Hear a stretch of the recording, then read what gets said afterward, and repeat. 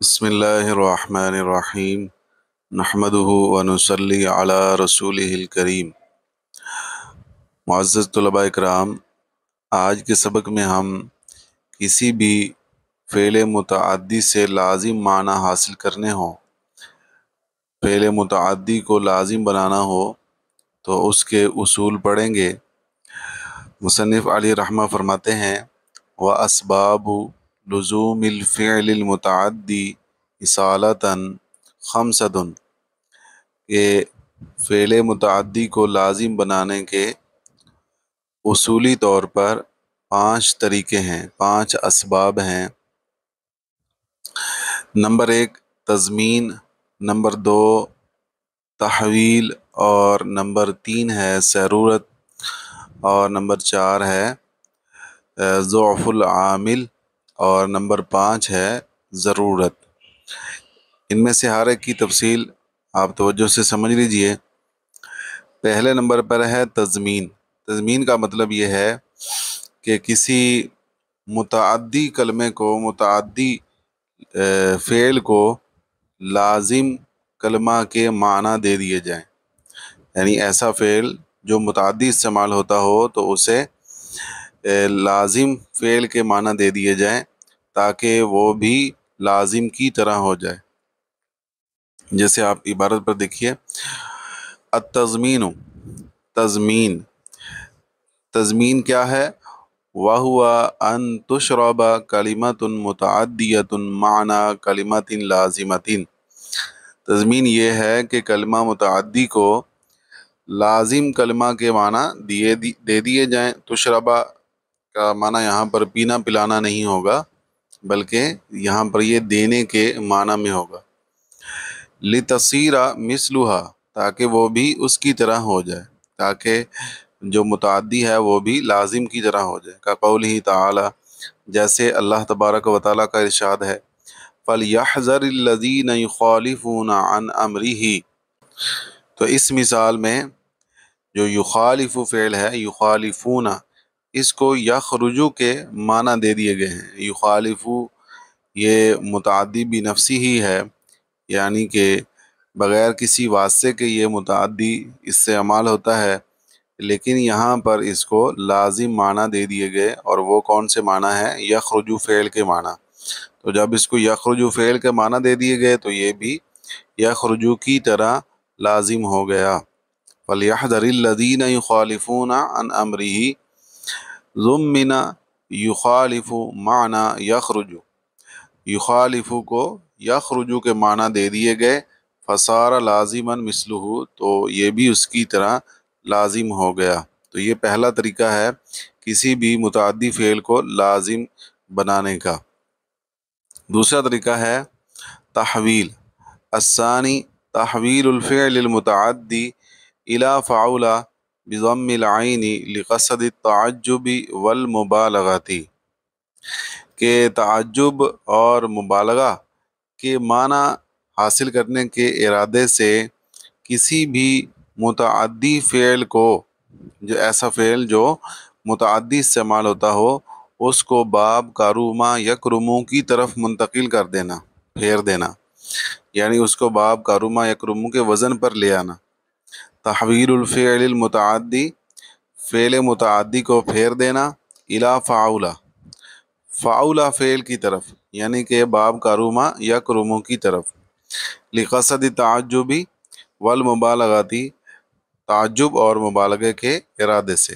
نحو ضرب زید ای ما اضربہ، ضربہ آپ سب جانتے ہیں ضرب یضرب فعل متعدی استعمال ہوتا ہے، لیکن جب ہم اس کو باب کارما یکرمو کے وزن پر لے آئیں گے، ضرب زید پڑھیں گے، تو اب اس میں تعجب یا مبالغہ کے معنی آ جائیں گے۔ ضرب زید کے معنی کیا ہو جائیں گے؟ ما اضربہ، کہ اس نے کتنا مارا، یا آپ مبالغہ کا معنی بھی کر سکتے ہیں کہ اس نے بہت مارا۔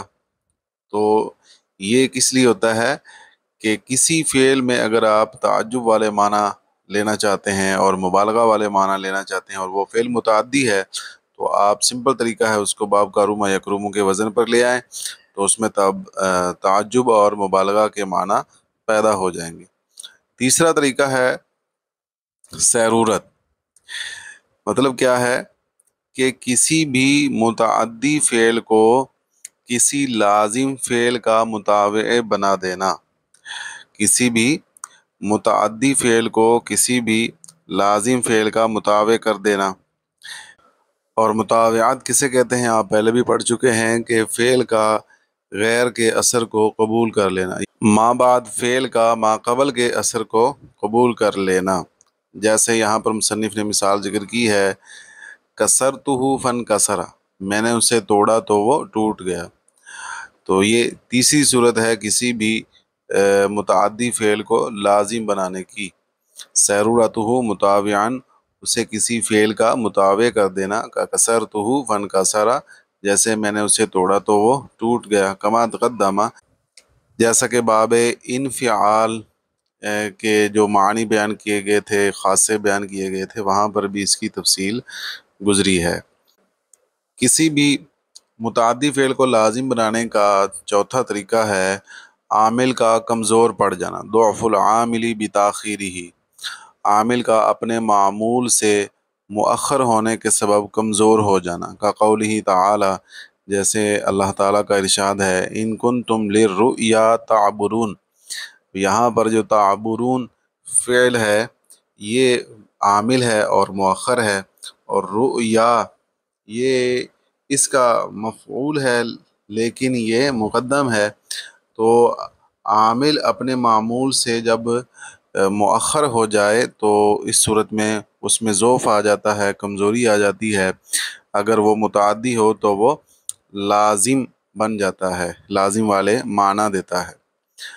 الخامس، پانچواں طریقہ ہے، پانچواں سبب، الضرورت، ضرورت شعری، ضرورت سے مراد یہاں پر ضرورت شعری ہے کہ ضرورت شعری کی بنا پر کسی متعدی فعل کو لازم بنا دیا جاتا ہے، جیسا کہ شاعر کا یہ شعر یہاں پر مصنف نے ذکر کیا ہے، فؤادک فی المنام خریدۃ